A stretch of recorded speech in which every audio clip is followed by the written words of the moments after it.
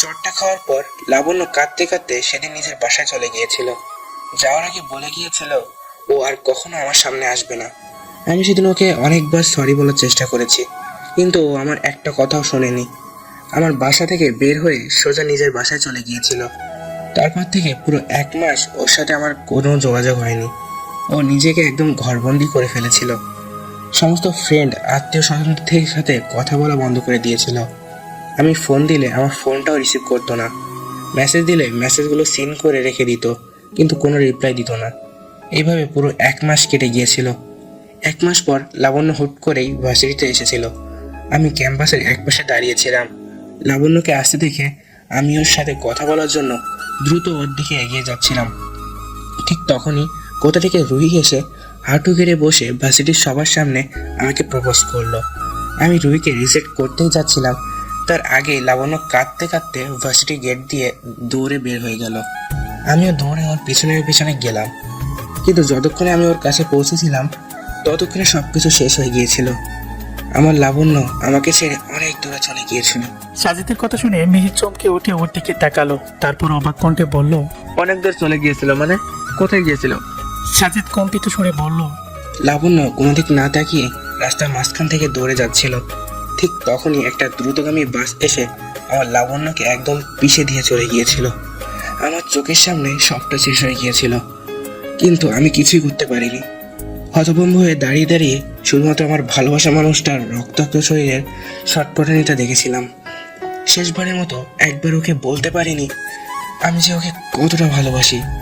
জানেন, আমি ওকে একটা বার ছুঁয়ে পর্যন্ত দেখতে পারিনি।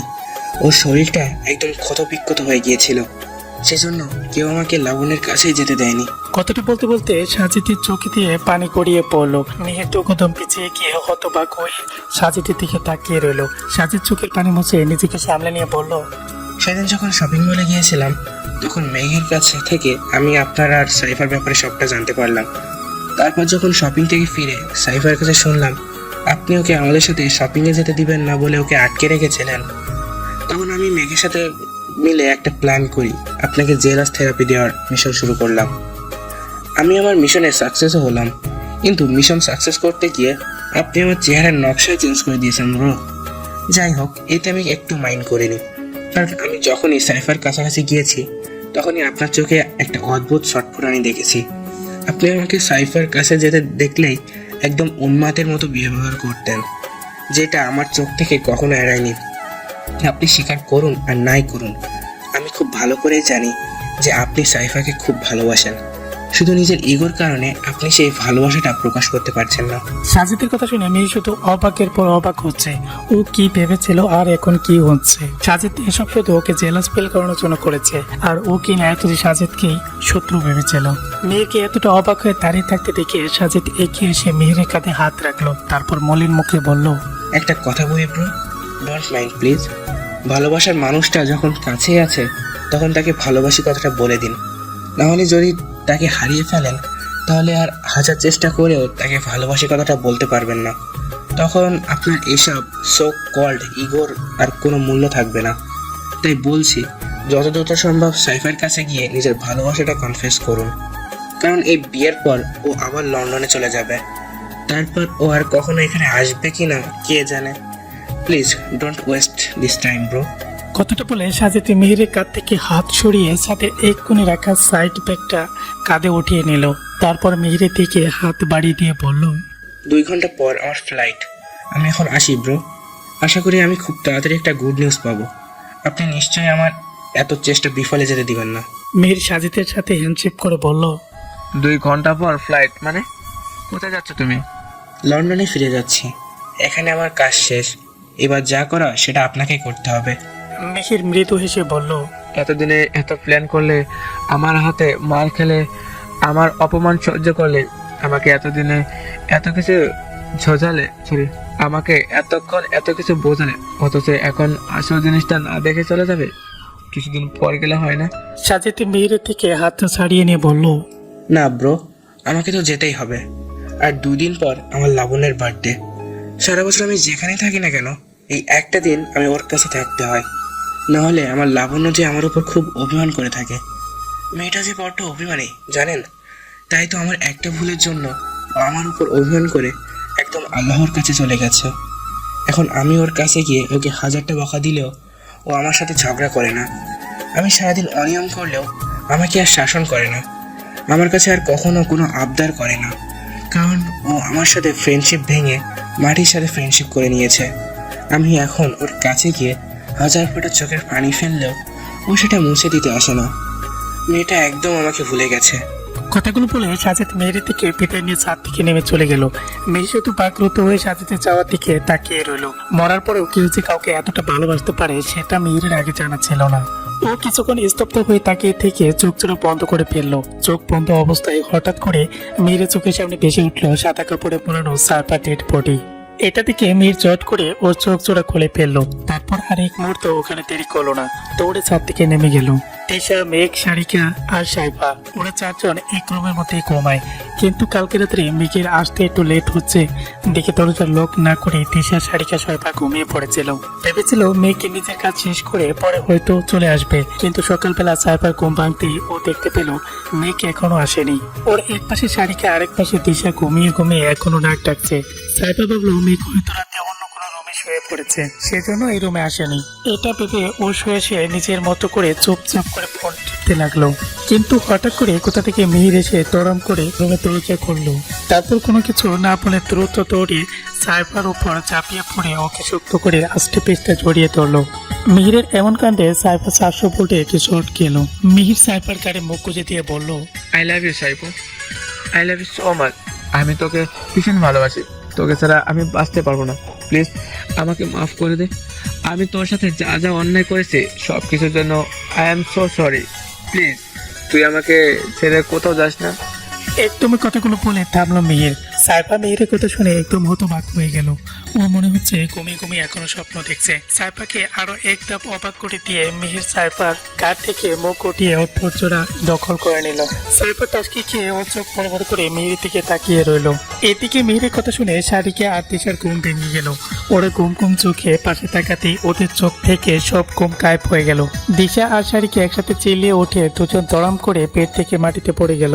কিন্তু তাতে মিহিরের একটু হেলথ নেই, ও এখনো সেই অবস্থায় আছে। সারিকা হাত দিয়ে চোখ বন্ধ করে চিল্লিয়ে বলল, নাউজুবিল্লাহ, সকাল সকাল ঘুম থেকে উঠে আমাকে কিনা চোখের সামনে এসব দেখতে হচ্ছে। ওই নিরে বাচ্চা, তোর লজ্জা শরম বলতে কিছু নেই? শালা ই তো। সারিকার কথার প্রতি উত্তরে মিহির কিছুই বললো না। তাই সারিকা এবার দিশাকে উদ্দেশ্য করে বলল, দিশা আপি, দেখো তো এই মেয়ের বাচ্চা কিস করতে করতে শেষ আটকে মরে গেল কিনা।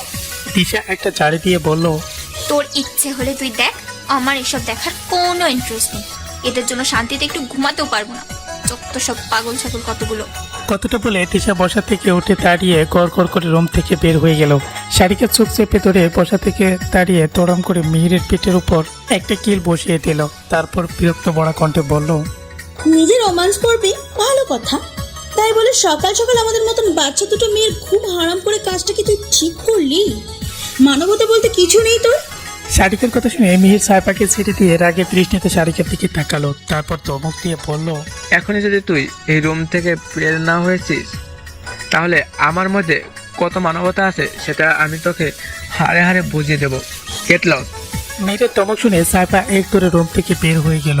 বাইরে বের হয়ে দেখলো তিশা এক পাশে দাঁড়িয়ে দাঁড়িয়ে অপির সাথে কথা বলছে আর মুসকি মুসকি হাসছে। সারিকা অসহায় ফেস করে বের বের করে বলল, যা, এত মিঙ্গেলদের মধ্যে শুধুমাত্র সিঙ্গেল রয়ে গেলাম আমি একা। হায় আল্লাহ, এই দুঃখ আমি কোথায় রাখবো? আমার তো 1 চামচ কেরোসিন তৈল খেয়ে মরে যাওয়া উচিত। সকালে মিষ্টি রোদের আলো চোখে এসে পড়তেই ঘুমটা ভেঙে গেল মেঘের। ও চোখ বন্ধ রেখে পাশে ফিরে শোয়ার জন্য নড়ার চেষ্টা করলো, কিন্তু হঠাৎ করে ও অনুভব করলো কেউ ওকে শক্ত করে জড়িয়ে ধরে আছে। হঠাৎ করে এমনটা অনুভব হয় মেঘ চট করে চোখ খুলে সামনে তাকালো। দেখলো আমান ওকে একদম নিজের সাথে মিশিয়ে ধরে রেখেছে আর নিশ্চিন্তে ঘুমাচ্ছে। মেঘ কিছুক্ষণ চোখ বড় বড় করে আহনের দিকে তাকিয়ে থেকে ওকে জোরে একটা ধাক্কা দিয়ে নিজে থেকে সরিয়ে দিল। আচমকা এত জোরে ধাক্কা দেওয়ায় আহনের ঘুমটা ভেঙে গেল।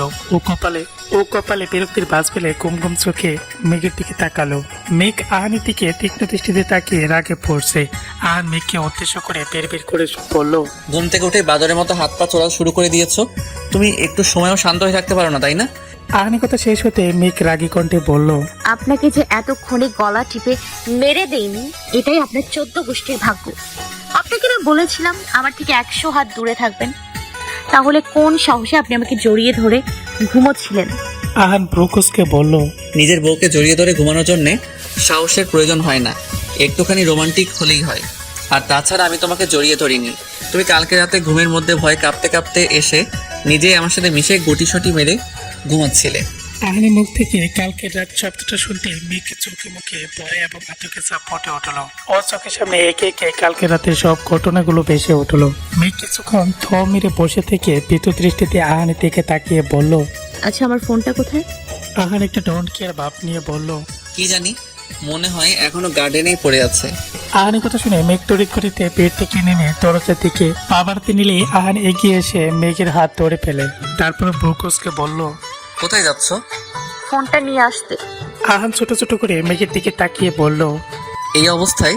আহানের কথায় এতক্ষণে মেঘের হোশ আসলো। ও কপাল কষে নিজের শরীরের দিকে তাকাতে ভীষণ অবাক হলো, কারণ মেঘ কালকে রাতে যে লেহেঙ্গাটা পরেছিল সেটা ওর গায়ে নেই। ওর গায়ে একটা ছেলেদের টি শার্ট আর ঢিলাঢালা ট্রাউজার পরা। মেঘ খানিকটা অবাক হতে আহানকে উদ্দেশ্য করে বলল, আমার গায়ে যে ড্রেসটা ছিল সেটা কোথায়? আমাকে এসব কে পরিয়েছে? আহান হালকা হেসে বলল। তোমার ড্রেসগুলো কালকে রাতে একদম রক্তে মাখামাখি হয়ে গিয়েছিল, তাই বাধ্য হয়ে আমি তোমাকে চেঞ্জ করিয়ে দিয়ে আমার টি শার্ট আর ট্রাউজার পরিয়ে দিয়েছি। আহানি কথাটা মেঘের কানে আসতেই ও 400 ফুটে এপিসোড খেলো। হঠাৎ করে ওর মাথাটা বনবন করে ঘুরতে লাগলো। মেঘকে এমন স্তব্ধ হয়ে চোখ বড় বড় করে নিচের দিকে তাকাতে দেখে আহান ছোট চোখে মেঘের দিকে তাকালো। মেঘ এক চটকায় আহানের থেকে নিজের হাত ছাড়িয়ে নিয়ে বলল, কি বলছেন আপনি এসব? আপনি আমার সাথে মজা করছেন তাই না? এখানে মজা করার কি আছে আজব? তোমার ড্রেসটা নষ্ট হয়ে গিয়েছিল, ওটা পরে তো আর তুমি ঘুমাতে পারতে না, তাই চেঞ্জ করিয়ে দিলাম। আহান কথাটা বলার সাথে সাথে মেয়েকে বেড থেকে নেমে হেঁটে গিয়ে বেডের অন্য পাশে আহানের সামনে গিয়ে দাঁড়ালো। তারপর হাত দুটো দিয়ে আহানের টি শার্টের কলার শক্ত করে চেপে ধরে রাগি কণ্ঠে চিল্লিয়ে বলল, হাউ ডিয়ার ইউ! আপনাকে না বলেছিলাম নিজের লিমিট ক্রস করবেন না? তাহলে কেন আপনি আমাকে স্পর্শ করেছেন? কোন অধিকারে আপনি আমার কাছে এসেছেন? মেঘ আহানের কলার চেপে ধরায় আহান বেশ রেগে গেল। ও মেঘের হাত ধরে এক টানে নিজের কলার থেকে মেঘের হাত ছাড়িয়ে নিল। তারপর মেঘকে একসাথে হাত দিয়ে পেটের উপর ফেলে দিয়ে ও শক্ত করে মেঘের হাত দুটোকে বেডের সাথে চেপে ধরলো। মেঘ চটপট করে আহানের থেকে নিজেকে ছাড়ানোর চেষ্টা করছে। আহান ঠিক মেঘের দিকে তাকিয়ে ওর চটপটানি দেখছে। মেঘের চোখ মুখ কুঁচকে আহানকে উদ্দেশ্য করে বলল, মিস্টার আহান, ছাড়ুন আমাকে, না হলে কিন্তু খুব খারাপ হয়ে যাবে। আপনি যদি বারবার আমার সাথে এইভাবে অসভ্যতা করতে থাকেন তাহলে কিন্তু আমি সবাইকে সব সত্যিটা বলতে বাধ্য হব। মেঘের কথা শুনে আহান ঠিক করে হেসে দিল, বলল, কথায় কথায় আমাকে এসব বাচ্চা মার্কে কথা বলে হুমকি দেওয়াটা বন্ধ করো।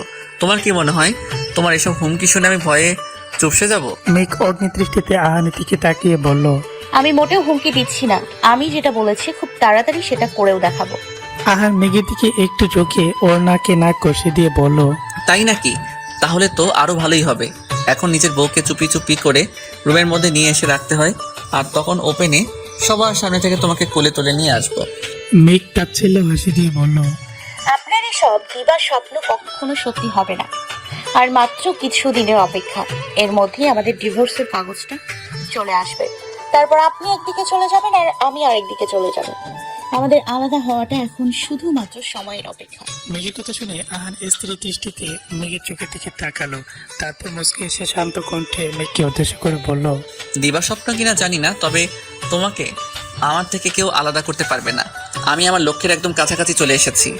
একবার আমি আমার লক্ষ্যে পৌঁছে যাই, তারপর তোমাকে সারা জীবনের জন্য আমি আমার করে নিব। কথাটা বলে আহান মেঘের গায়ে মুখ গুজল। মেঘ আবেশে চোখ জোড়া বন্ধ করে একদম শক্ত হয়ে গেল। হঠাৎ করে মেঘ বন্ধ করা চোখকে কানের পেয়ে টুপ করে পানি গড়িয়ে পড়তে লাগলো। এতদিন আহানের প্রতি জমে থাকা সমস্ত অভিমান রাগ মুহূর্তের মধ্যে সব গায়েব হয়ে গেল। মেঘ তো এতদিন এটার জন্য অপেক্ষা করছিল। ও তো মনে মনে চেয়েছিল যে আহান সবকিছু বলে গিয়ে ওকে আবার আপন করে নিক। আহান ওর কাছে স্বীকার করুক যে এতদিন যা যা করেছে সব বাধ্য হয়ে করেছে।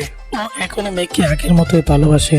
এটাও স্বীকার করুক যে এখন পর্যন্ত মেঘের প্রতি ওর ভালোবাসাটা বিন্দুমাত্র কমেনি। এইসব ভাবতে ভাবতে মেঘকে শক্ত করে আহানকে জড়িয়ে ধরে ওর পক্ষে মুখ করে দিল। ধীরে ধীরে আহানের স্পর্শগুলো আরো গম্ভীর হতে লাগলো। দুজনে হারিয়ে গেল একে অপরের মায়ায়, একে অপরের মোহে ডুবে গিয়ে পরিণত দিল নিজেদের অর্পণ ভালোবাসাটাকে। 1.5 মাস পর হসপিটালে করিডোরে রিপোর্ট হাতে নিয়ে থ মেরে বসে আছে মেঘ। ওর চোখে মুখে এসে বর করেছে হাজারো ক্লান্তিরা। আশেপাশে কি হচ্ছে সেদিকে মেঘের বিন্দুমাত্র খেয়াল নেই। মেঘের কানে বারবার ডাক্তারের কথা ভেসে আসছে। ইউ আর প্রেগনেন্ট মিস মেঘনা। কথাটা যতবার মেঘের কানে এসে বাড়ি খাচ্ছে ততবারই মেঘের শরীরের লোমগুলো দাঁড়িয়ে যাচ্ছে। কি বলবে ও সবাইকে? সবাই যখন বাচ্চাটার বাবার পরিচয় জানতে চাইবে তখন কি সবাইকে সত্যিটা বলবে? আর বলবেই বা কি? মেঘের এখনো মনে আছে আহানের বলা সেদিনের কথাগুলো। সেদিন আহানের সাথে ইন্টিমেট হওয়ার পর মেঘ যখন বসে বসে ভাবছিল যে আজকের পর হয়তো ওদের মধ্যে সবকিছু ঠিক হয়ে যাবে, তখন আহান এসে মেঘকে জানায় ও ইচ্ছে করে নাকি ওর সাথে এসব করেনি। ভুলবশত আবেগের বসে নাকি ও মেঘের এতটা ক্লোজ হয়ে গেছে মেঘ যাতে এসব কোনো কিছু মনে না রাখে, সবকিছু যাতে একটা অ্যাক্সিডেন্ট পেপে এখানে সবটা বলে যায়। কারণ আহানের লাইফে মেঘের জন্য নাকি আর কোনো জায়গা অবশিষ্ট নেই। এসব বলে আহান সেদিন মেঘকে সরি বলে ওখান থেকে চলে গিয়েছিল। সবাই বলেছিল ওকে একটা ইম্পর্টেন্ট কাজের জন্য ইউকেতে চলে যেতে হবে, তাই ওর পক্ষে আর এখানে থাকা সম্ভব হয়ে উঠছে না। এটা বলে সবার কাছ থেকে বিদায় নিয়ে সেদিন আহান ফার্ম হাউস থেকে চলে গিয়েছিল। কাজের কথা বলে গিয়েছিল, তাই ওকে আর কেউ আটকায়ও নাই। এসব ভেবে মেঘ একটা দীর্ঘশ্বাস ফেলে বসা থেকে উঠে দাঁড়ালো। তারপর রিপোর্টগুলো বুকের সাথে চেপে ধরে এলোমেলো পায়ে হসপিটাল থেকে বের হওয়ার উদ্দেশ্যে সামনে পা বাড়ালো। রাত 10টা। মেঘ বাসায় এসে রিপোর্টগুলো কার্বাটে রেখে বিছানায় গা এলিয়ে দিল। এই মুহূর্তে ভীষণ ক্লান্ত আছে ও। ওর এখন একটা লম্বা ঘুমের প্রয়োজন। কিছুদিন ধরে মেঘের শরীরটা এমনিতেই ভালো যাচ্ছিল না। বারবার ও মাথা ঘুরিয়ে পড়ে যাচ্ছিল। খাবার দাবারের উপর থেকে রুচি একদম উঠে গিয়েছিল। কিছু খেলেই পাম করে বমি করে দিত, গা গুলিয়ে উঠতো। তাই মেঘ রুটিন করে চেক আপের জন্য ওদের ফ্যামিলি ডাক্তারের কাছে গিয়েছিল। তিনি মেঘের লক্ষণগুলো শুনে ওকে একজন গাইনোলজিস্টের সাথে দেখা করতে বলে। সেখানে গিয়ে মেঘ ওর প্রেগনেন্সির খবরটা জানতে পারে। ডাক্তার নিজেও মেঘের রিপোর্টগুলো থেকে হতভম্ব হয়ে বসেছিল, কারণ মীরা রহমানের মেয়ে হওয়ার সুবাদে উনি মেঘকে খুব ভালোভাবে চিনতেন। আর উনি জানাতে মেঘ এখনো আনমেরিড, তাই হঠাৎ করে মেঘের প্রেগনেন্সির খবর শুনে উনি বেশ শক খেয়েছিলেন। ইনফ্যাক্ট ব্যাপারটা মীরা রহমানকেও জানাতে চেয়েছিলেন, কিন্তু মেঘ অনেক রিকোয়েস্ট করে ওনাকে এই বিষয়টা কাউকে জানাতে বারণ করে দিয়েছেন। সাথে মুখ বন্ধ রাখা হিসেবে ওনাকে মোটা অঙ্কের টাকাও দিয়েছে। সকাল 8টায় মেঘের ঘুম ভাঙতে ও ফ্রেশ হয়ে একেবারে রেডি হয়ে অফিসের ফাইলপত্রগুলো নিয়ে নিচে নামলো। নিচে নেমে দেখলো সবাই অলরেডি ডাইনিং টেবিলে বসে ব্রেকফাস্ট করতে শুরু করে দিয়েছে। মেঘকে চুপচাপ একটা চেয়ারের উপর বসে নিজের মতো করে প্লেটে জ্যাম লাগানো শুরু করলো। মীরা রহমান শান্ত কণ্ঠে মেঘকে উদ্দেশ্য করে বলল, মেঘ, কি হয়েছে তোমার? আমি কিছুদিন ধরে তোমার বিহেভিয়ার লক্ষ্য করছি। তোমাকে সবসময় কেমন অন্যমনস্ক দেখাই। কোনো বিষয় নিয়ে টেনশনে আছো নাকি? মীরা রহমানের প্রশ্ন উত্তরে মেঘ একটু জোরপূর্বক হাসি দিয়ে বলল, না মামাম, তেমন কোনো ব্যাপার না। আসলে প্রজেক্টের কাজটা তো একদম শেষের দিকে, তাই সেটা নিয়ে একটু বেশি এফোর্ট দিতে হচ্ছে, সেজন্য একটু টেনশন আছে আর কি। মেঘের কথাটা মীরা রহমানের মোটেও বিশ্বাসযোগ্য হলো না, কিন্তু উনি আপাতত মেঘকে কিছুই বললেন না। মেঘ কোনো রকমে একটুখানি খেয়ে চেয়ার থেকে উঠে ফাইলগুলো হাতে নিয়ে বাইরে চলে গেল। মেঘ গাড়ি থেকে নেমে ফাইলগুলো হাতে নিয়ে আহানের অফিসে আসলো। আপাতত ও কিছুদিন এখানেই বসবে, যেহেতু আহান এখন বাংলাদেশে নেই আর প্রজেক্টের কাজটাও একদম শেষের দিকে, তাই ওকে সবটাই সামলাতে হবে। সবকিছু একা হাতে সামলাতে গিয়ে মেঘ রীতিমতো হিমশিম খাচ্ছে। তবে ও মনে মনে এটা ঠিক করে রেখেছে যে এই প্রজেক্টটা কমপ্লিট করে আহানের সাথে আর কোনো যোগাযোগ রাখবে না। মেঘ অফিসের মধ্যে ঢুকে কারোর সাথে কথা না বলে সোজা নিজের ক্যাবিনে চলে গেল। কিছুক্ষণ পর একটা মেয়ে এসে মেঘের ক্যাবিনের দরজায় নক করে ভিতরে আসার পারমিশন চাইলো। মেঘ মেয়েটাকে ভিতরে আসার পারমিশন দিতে মেয়েটা ভিতরে এসে মেঘকে উদ্দেশ্য করে বলল, ম্যাম, একে স্যার একটু আগেই অফিসে এসেছেন। উনি প্রজেক্টের ফাইলগুলো নিয়ে আপনাকে আর আপনার সমস্ত টিম মেম্বারদের 6 তলার মিটিং রুমে যেতে বলেছেন। মেয়েটার কথা শুনে মেঘ ব্রোকসকে বলল, উনি তো ইউকেতে ছিলেন, বিডিতে আসলেন কখন? উনি গতকালই এসেছেন ম্যাম। মেঘ চেয়ার থেকে উঠে দাঁড়িয়ে ফাইলগুলো হাতে নিতে নিতে ব্যস্ত কণ্ঠে মেয়েটাকে বলল, ওকে, তুমি যাও, আমি আসছি। মেঘের কথা শুনে মেয়েটা চলে গেল। মেঘ কেবিনে থেকে বের হয়ে গিয়ে লিফটে উঠে 6 বাটন প্রেস করলো। বাটন প্রেস করতে লিফটের দরজা আস্তে আস্তে বন্ধ হতে শুরু করলো। এর মধ্যেই কোথা থেকে আহান দ্রুত এসে নিজের পা দিয়ে লিফটের দরজা থামিয়ে দিল। তারপর ওই অ্যাসিস্ট্যান্টকে নিয়ে নিচে লিফটে উঠে পড়লেন। মেঘ আহানের দিক থেকে মুখ করিয়ে অন্যদিকে তাকিয়ে রইল। হঠাৎ করে মেঘের হৃদস্পন্দন দ্রুত ওঠানামা শুরু করলো। ও জোরে জোরে লম্বা কয়েকটা নিঃশ্বাস নিয়ে নিজেকে সামলানোর চেষ্টা করতে লাগলো।